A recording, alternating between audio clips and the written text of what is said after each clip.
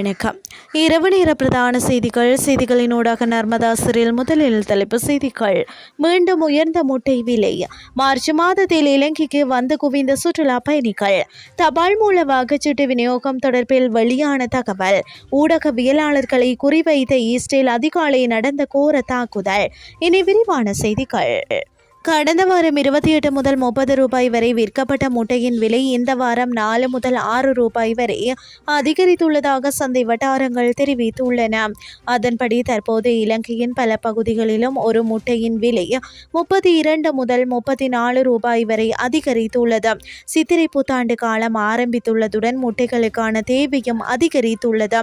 கோழிப்பண்ணை விவசாயிகள் முட்டை விலையை உயர்த்தியுள்ளதாகவும் இதன் விளைவாக வரும் நாட்களில் முட்டை விலை மேலும் அதிகரிக்கும் என்று முட்டை விற்பனையாளர்கள் தெரிவித்துள்ளனர்.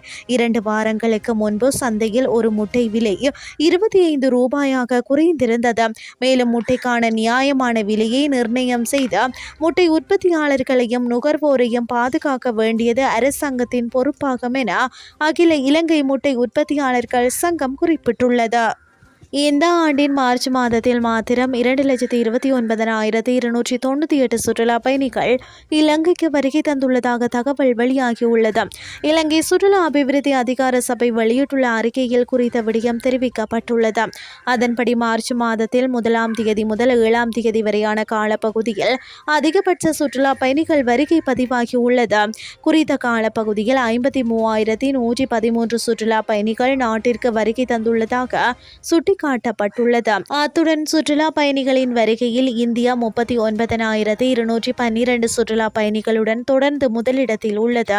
அதே நேரத்தில் ரஷ்யா மார்ச் மாதத்தில் 29,177 சுற்றுலா பயணிகளுடன் 2ஆம் இடத்தில் இருப்பதுடன் ஐக்கிய ராஜ்யம், ஜெர்மனி, பிரான்ஸ் மற்றும் சீனாவில் இருந்தும் கணிசமான சுற்றுலா பயணிகள் வருகை பதிவாகியுள்ளது.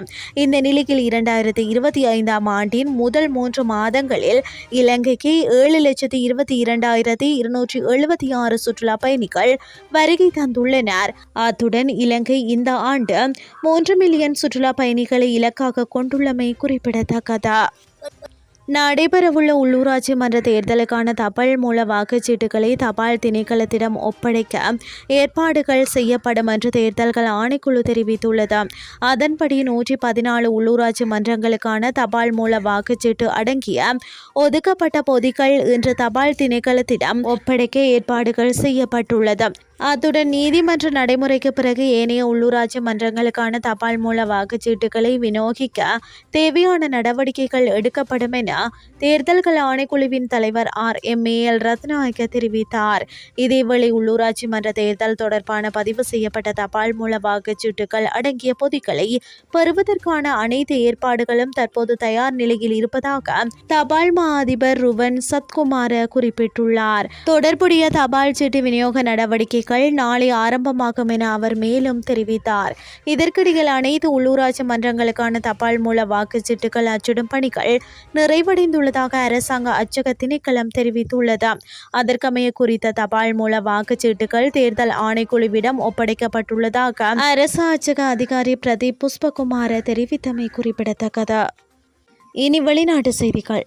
கான்யூனிஸில் உள்ள நாசார் மருத்துவமனைக்கு அருகில் ஊடகவியலாளர்கள் தங்கியிருந்த கூடாரத்தை இலக்கு வைத்த இஸ்ரேல் ராணுவம் தாக்குதல் மேற்கொண்டுள்ளதாக வெளிநாட்டு ஊடகங்கள் செய்தி வெளியிட்டுள்ளன. கமாஸ் அமைப்பினர் நடத்திய தாக்குதலுக்கு பதிலடியாகவே இஸ்ரேலினால் இன்று காலை இந்த தாக்குதல் மேற்கொள்ளப்பட்டுள்ளது. இந்த தாக்குதலால் ஊடகவியலாளர் அல் பகாவி கொல்லப்பட்டுள்ளதாக தெரிவிக்கப்பட்டுள்ளது. காசாவில் பத்திரிகையாளர்கள் தங்கியிருந்த இடத்தில் மேற்கொள்ளப்பட்ட இஸ்ரேலிய தாக்குதலால் 2 பேர் உயிரிழந்துள்ளதுடன் 7 பேர் படுகாயமடைந்துள்ளதாக சர்வதேச ஊடகங்கள் செய்தி வெளியிட்டுள்ளது. மேலும் கமாஸின் ஆயுத பிரிவான கஸ்ஸாம் பிரிகேட்ஸ் இஸ்ரேல் மீது 10 ராக்கெட்டுகளை ஏவியுள்ளதுடன் இஸ்ரேல் ராணுவம் இதற்கான தக்க பதிலடி வழங்கப்படும் என்று சூளுரைத்துள்ளது. இதேவேளை தைபேயில் உள்ள ஒரு சைக்கிள் பழுது பார்க்கும் கடையில் மீது இஸ்ரேல் மேற்கொண்ட ட்ரோன் தாக்குதலில் ஒருவர் படுகாயமடைந்ததாக லெபனானின் தேசிய செய்தி நிறுவனம் தெரிவித்துள்ளது. லெபனான் தலைநகர் பெய்ரூட்டில் இஸ்ரேலிய ராணுவம் 2 முறை குண்டு வீசி தாக்கிய சில நாட்களுக்கு பிறகு இந்த வான்வழி தாக்குதல் மேற்கொள்ளப்பட்டுள்ளது. இத்துடன் செய்திகள் யாவும் நிறைவடைகின்றது. அடுத்த மணித்தியால செய்திகளை காலை 8:30க்கு எதிர்பாருங்கள். நன்றி.